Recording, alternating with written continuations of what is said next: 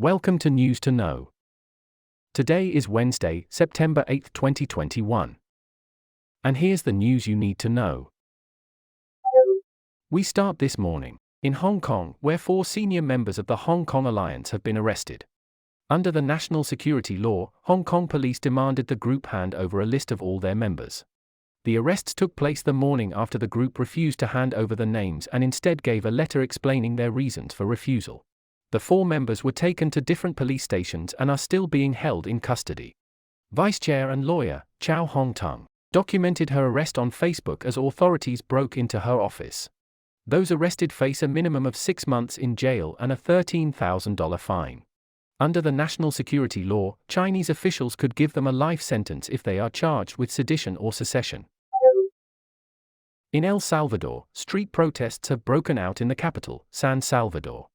Over 1,000 people came out to demonstrate against the cryptocurrency Bitcoin becoming legal tender in the country. Yesterday, Bitcoin became one of 2 official currencies in El Salvador. It was initially thought that Bitcoin would rise as the cryptocurrency was used, but it fell in value from $52,000 to $42,000. That's an almost 20% drop. This has resulted in a loss of $3 million in a single day for the impoverished Central American nation. There were also issues with the government-backed app, Chivo, which was overwhelmed by millions attempting to register in a single day. A fire broke out today, at a prison in Indonesia. The blaze began at around 1:30 in the morning local time and took hours for the fire to be extinguished. The prison was overcrowded with men convicted mostly on drug charges. 41 inmates died and dozens more were injured. All the bodies were taken to a local hospital morgue for family identification. Police and soldiers surrounded the prison as firefighters fought the blaze, to ensure that no prisoners were able to escape. Indonesia's jail system is notorious for being overcrowded, currently at double the capacity. Czechia has pledged over $600,000 to help Lithuania build a border fence with its neighbor Belarus.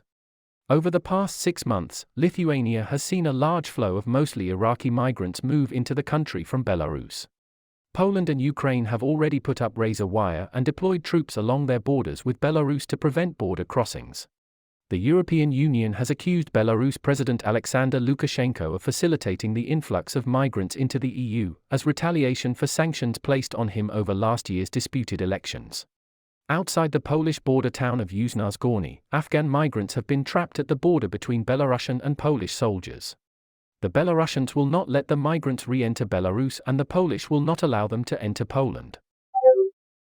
In South Korea, a court has rejected a case, brought by Koreans, who were forced to work for Japanese companies, in World War II. This rejection means that the plaintiffs cannot receive more compensation from the companies. The court cited the fact that the companies had already made compensation payments as part of a settlement agreement in 1965. Many cases have come forward in the past few years by Koreans, who were used by the Japanese as forced labor or forced prostitution. In most cases they have been able to receive more compensation than what was previously agreed upon. The Empire of Japan annexed Korea in 1910, and engaged in a campaign of repression and colonization of the peninsula, until Japan's defeat at the end of World War II in 1945. After that, Korea was split into 2 parts, the Communist North and the Democratic South. The Korean and Japanese governments have made efforts in recent years to smooth out relations, in order for closer cooperation to counter Chinese aggression in the East Asia region. And finally today, on the happier side of things. A plumber from England got more than he was expecting when putting in a bathroom. Kev Crane from Leicestershire was called to install a new bathroom suite in a guy named Paul's house. Over the next 6 weeks, as Kev worked, he sang along to the radio. Paul was impressed with Kev's musical talent and asked him about it.